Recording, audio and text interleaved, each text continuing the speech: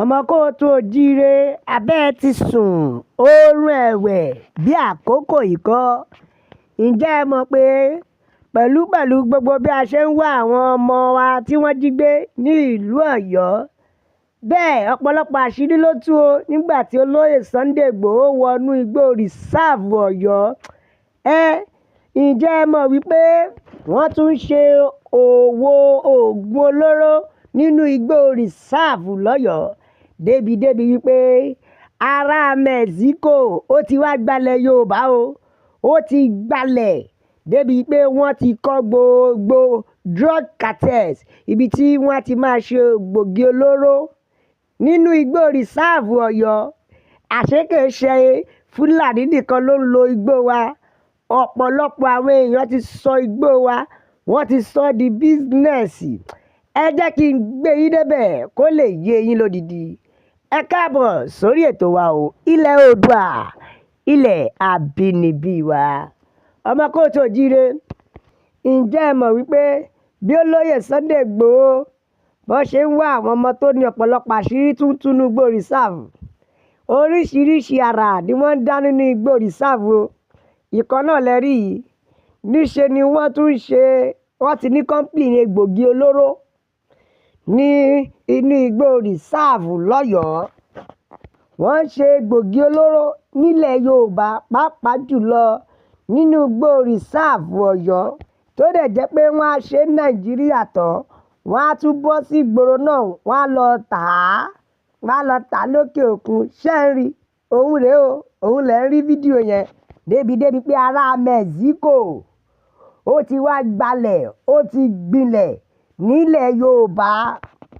Kódà kó ṣe pé ó gbilẹ̀ nìkan, ó tún kọ́lé sínú igbó rìsáàfù. Ṣé ẹ mọ̀ pé tẹ́lẹ̀tẹ́lẹ̀ ni àṣírí kọ́kọ́ tú pé wọ́n máa ń mine resources ní inú igbó rìsáàfù Ọ̀yọ́. Ìyẹn là ń jẹ tán o. Ẹ tún wá wo ìmíràn débi pé wọ́n tún ń ṣe egbògi olóró nínú ilẹ̀ Yorùbá tí ọ̀pọ̀lọpọ̀ ọmọ Yorùbá ò sì mọ̀. Bẹ́ẹ̀ àwọn kan dẹ̀ ti kọ́ ilé síbẹ̀. Ẹ̀yin dẹ̀ wo àwọn tó mine resources yẹn, wọ́n ti nílé káàkiri nínú igbó rìsáàfù. Náà àwọn tó tún wá ṣe drug business náà, àwọn náà tún wá gbilẹ̀ débi pé wọ́n tún yọ 2 bedroom flat nínú igbó.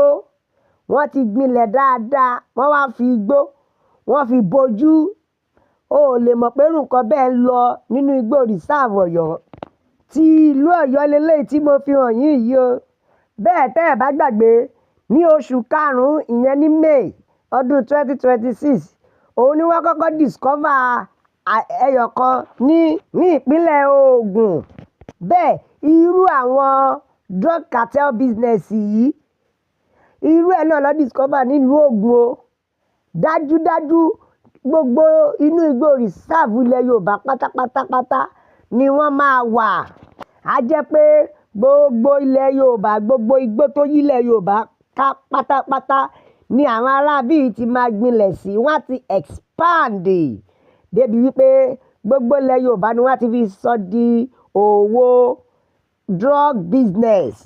Tí n bá sọ pé Yorùbá ẹ ti sùn, ṣe rí i pé wọ́n ti ń gbèrú wá látẹ̀yìn báyìí. Bẹ́ẹ̀ àwa la fura.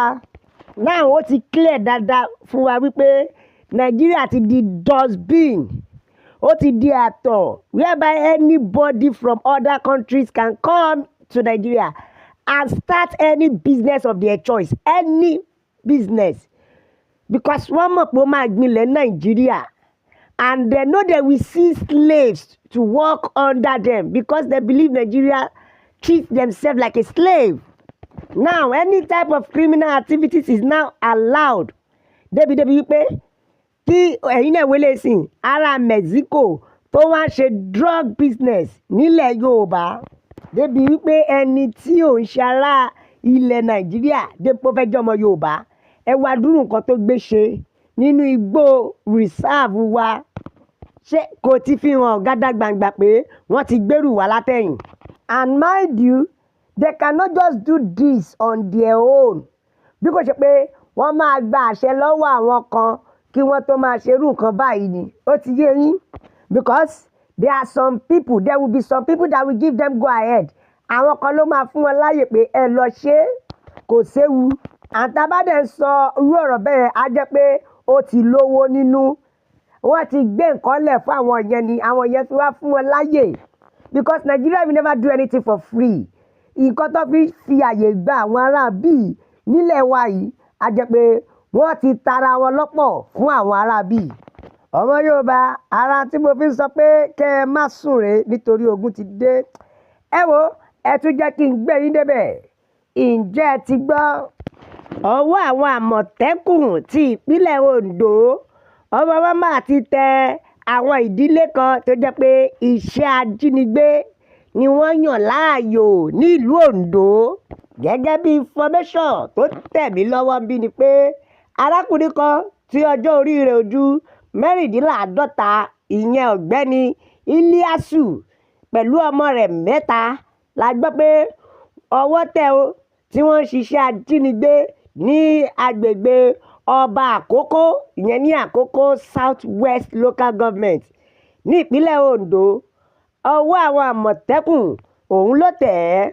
Bẹ́ẹ̀ wọ́n jí arákùnrin kan gbé ní o ni wọ́n wá béèrè 40 million as ransom ṣùgbọ́n àsẹ̀yìnwá àsẹ̀yìnbọ̀ wọ́n bẹ̀ wọ́n sí 1.6 wọ́n ní káwọn lẹ́bẹ̀ẹ́ wọ́n gba 1.6 lọ́wọ́ àwọn ìdílé yìí o ṣùgbọ́n síbẹ̀síbẹ̀ wọn ò fi ẹni tí wọ́n jí gbé sílẹ̀.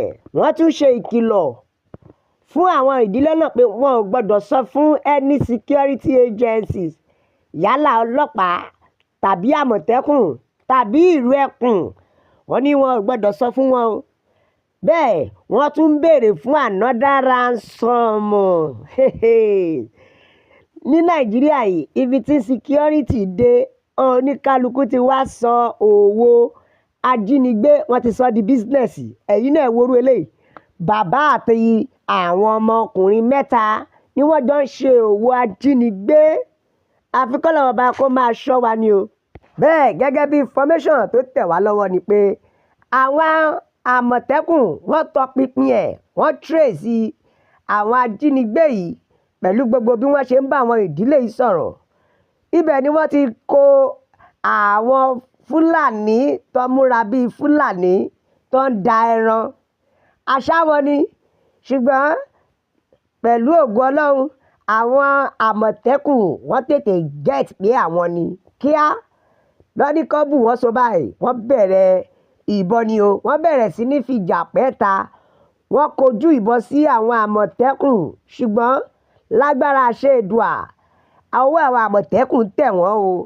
Bẹ́ẹ̀ bó tilẹ̀ jẹ́ pé ẹni tí wọ́n jí gbé yìí a dúpẹ́ pé àwọn Àmọ̀tẹ́kùn gbà padà bó tilẹ̀ jẹ́ pé ó fi ara pa púpọ̀ ṣùgbọ́n ó ti wà níléewòsàn tí wọ́n ń tọ́jú rẹ̀.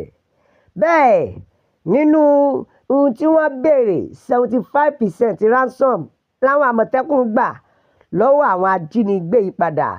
Ẹ wo kùdùsù fún ẹ̀yin Àmọ̀tẹ́kùn ìpínlẹ̀ Ondo. Bẹ́ẹ̀ rí pé ó ti lẹ́tíkẹ́ báyìí tí ìdílé kan dẹ̀ sọra wọn di ajínigbé.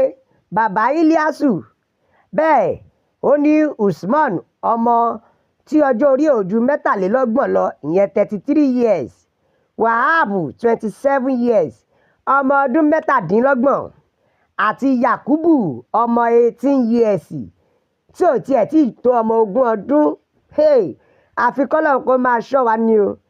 Bẹ́ẹ̀ gẹ́gẹ́ bí ìwádìí olórí àwọn tó ṣiṣẹ́ ajínigbé yìí wọ́n ti ń wá ní ìpínlẹ̀ Ondo ní bí ọdún méjì sẹ́yìn ìyẹn 2024. Lẹ́yìn tí ó ṣe nǹkan tán ló na pápá bora o tó sá kúrò nílùú Ondo. Nígbà tó wá rí pé egbé ti regbè ó wá padà wá sí ìlú Ondo láti tún bẹ̀rẹ̀ iṣẹ́ ẹ̀. Ṣùgbọ́n ọjọ́ gbogbo ni tó lè ọjọ́ kan ni tó lóhun ọwọ́ pálábá ẹ̀ ségi o. Bẹ́ẹ̀ dẹ̀kẹ̀rẹ̀ ẹni tó jí gbé yìí ọkọ̀ rẹ̀ takú síbi ọba àkókó ni o. Mọ́tò ẹ̀ takú síbi ọba àkókó lọ́kọ̀ déédéé di pé àwọn 4 jáde láti inú igbó tó dẹ̀ fi ìbọn kọ́ńtró ẹ̀ lọ́nú igbó àsẹ̀yìnwá àsẹ̀yìnbọ̀ bó ṣe di tó jí gbé nìyẹn. Àfi k'Ọlọ́run Elédùmarè kó máa ṣọ́ wa ni o. Gbogbo àwa arìnrìn àjò àmà ní kó sọ́wọ́ ṣùgbọ́n a dúpẹ́ lọ́wọ́ Ọlọ́run wípé ọwọ́ ti tẹ̀ wọ́n gbogbo ẹ̀yà mọ̀kùnṣìkà ilẹ̀ Oòduà gbogbo yín pátápátá ni àwọn alálẹ̀ á máa mú ṣíkún fún wa. Ẹ wo àníri jù báyìí lọ lórí ìkànnì wa àjò lè dùn títí kó nílé ó má rèlé o. Ẹ lè bá tiwa jẹ́ pẹ̀lú like, ẹ bá tiwa jẹ́ pẹ̀lú subscribe, ẹ bá wa share, ẹ pín káàkiri, ẹ bá wa bó kó lọ fà la fi ń sọ fún yín wípé ilẹ̀ Oòduà ilẹ̀ àbínibí wa ilẹ̀ Oòduà gbè wá o bẹ́ẹ̀ kò ní gbọ̀dálẹ̀.